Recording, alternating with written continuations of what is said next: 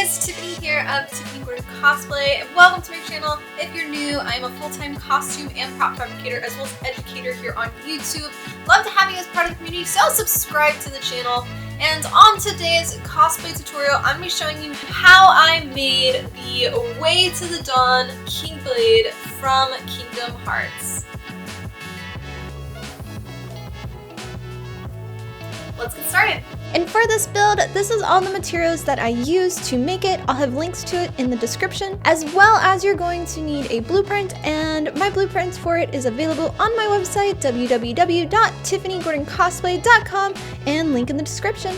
And to first start off, we're going to be working on the bone structure for this Keyblade, starting off with a 3/4 inch CPVC pipe. This is what we're going to be using for the handle section, as well as we're going to need to bend this. So you're going to want to mark where the handle ends, as well as have a little bit extra for where we're going to bend it into the neck-like piece where the eyeball is. And then cut it to its length using a jeweler saw. And then we are going to heat bend this. A reminder, you will need all of your safety gear and be in a very well ventilated area and no pets in the room.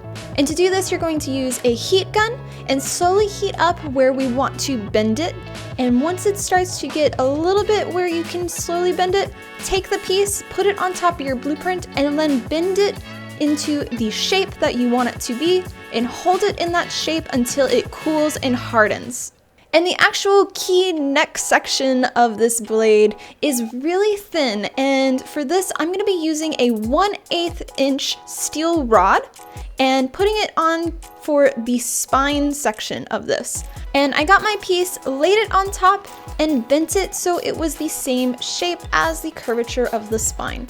And I just did this by hand, it was pretty easy. As well as cutting it to the length that I needed with my jeweler saw. Now for the body of the Keyblade. And for this, I'm going to be using multiple pieces of EVA foam, and our center one is going to be out of 4mm EVA foam. And this, I traced out the main Keyblade section onto it and cut out using an X-Acto knife. Once that was done, I then got both the CPVC pipe handle as well as our steel rod and placed it onto this piece and traced where it was going to be. And then cut out both of those sections and inserted both the CPVC pipe and the steel rod into the center. This way it would be embedded into our foam. And for attaching it, I used Surebonder's hot glue, just covering the piece in the hot glue so that way it would stay in place. And these are really important because this is going to make it so your Keyblade stands up and is not floppy in the end. Now to start adding dimension, and for these I started with the feather at the tip of the key and cutting out a main section of 4mm EVA foam. You will want to do this twice so you have it on both sides of the Keyblade, and repeated this until there was 2 layers on either side, giving you a total for the wing section 5 pieces of 4mm EVA foam. You will also want to use a heat gun to heat treat all of these pieces, as well as attach each of these pieces using contact cement glue. For the spine section and the kind of arm-like pieces that go to the wing, I traced this piece onto 12mm EVA foam. Again, you'll want to cut this out twice so you have one on both sides of your Keyblade. And then I added a few more detailed pieces of both 4mm and 6mm on top of that and attached them together. Once I was happy with the shape and all of the dimension of our pieces that we're going to add on, it was going to have to attach on top of part of our CPVC pipe. And for this, I was having to remove a little bit of the foam onto the underside of the 12mm foam. And I just used an X-Acto knife and kind of slit it and then used some pliers to peel out the foam. So this way the CPVC pipe would be hidden in between the pieces and wouldn't have a bulge coming out. Then just attach it with contact cement glue. Again, apply your contact cement glue to both sides of your EVA foam you want to attach. Wait for them to dry and then attach them together for the best results. Now that the Keyblade body is mostly assembled, you'll notice that it's a little bit blocky. So we're gonna want to change that and start rounding it. And for this, I got a really sharp box cutter and kind of carved around the edges, so that way it would slowly start to round it some.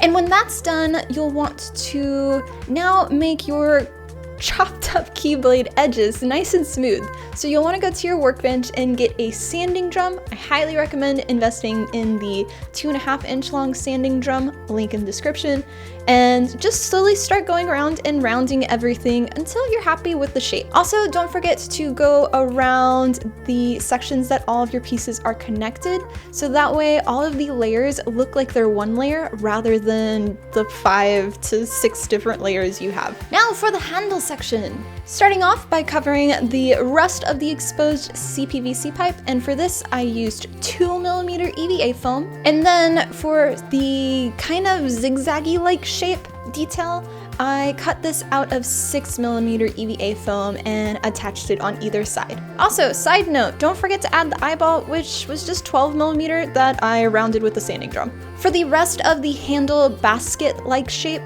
that has the wings, I repeated the same thing that we did for the other wing section, cutting it out of 4mm EVA foam and kind of layering it, and then sanding that section once it was all assembled. Now that our Keyblade is mostly done, we need a keychain. And here's how I made that. I did these more of a 2D-like shape, so I traced the diamond pointy parts of the chain onto 6mm EVA foam. You're gonna want 2 pieces per each link, and then with also 6mm EVA foam, I used Koss Tools hole drills, their smallest size, cutting out 2 pieces per each of our chain length as well. These are gonna be used as kind of separators, so that way it'll give a gap that our plastic chain pieces can fit around. And for the very bottom heart of this keychain, you're gonna want to trace it 3 times onto 4mm EVA foam. 2 of them are gonna be the outer shape of the heart, and then the last one is going to be just the trim shape of the heart. And once that's done, glue all of those pieces together.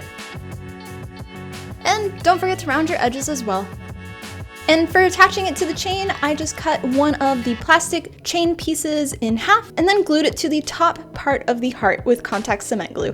The only last part that we have to make is the connecting diamond piece for the keychain to the bottom part of the handle.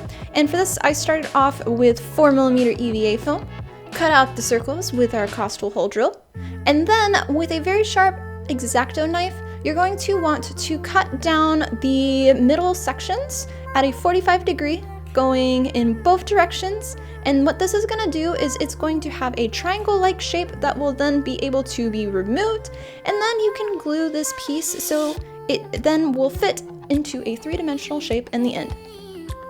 And you will need to make this a little bit thicker, so you're going to have to do a 12mm core as well as 2 more 6mm to give it the correct depth for this piece. And I'll also note you may want to make your middle section a little bit thicker for the actual cross shape, because mine got a little bit thin and it is a weak point. It'll still be structurally sound, but it depends on how well and how rough you are with your Keyblade in the end. It may rip, so I would recommend making that part a little bit thicker.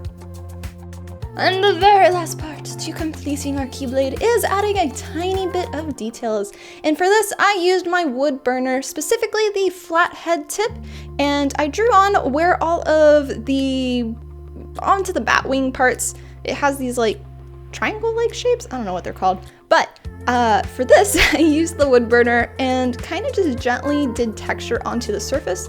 And after that, once we paint this in our next video, you'll see how this will be visibly seen, and you can have that texture-like piece and it looks more like Batwing kind of things. And that, guys, is how I made the way to the done Keyblade from Kingdom Hearts. I hope you found this cosplay tutorial helpful for making your very own Keyblade, and if so, let me know in the comments, as well as subscribe to the channel. And a big thank you to all of my company sponsors as well as all of my members here on YouTube, specifically those legendary members who financially help support me so that way I can continue to make more cosplay tutorials for you as my full-time job. And I will see you for our next cosplay tutorial, which will be how to paint this Keyblade. So stay tuned.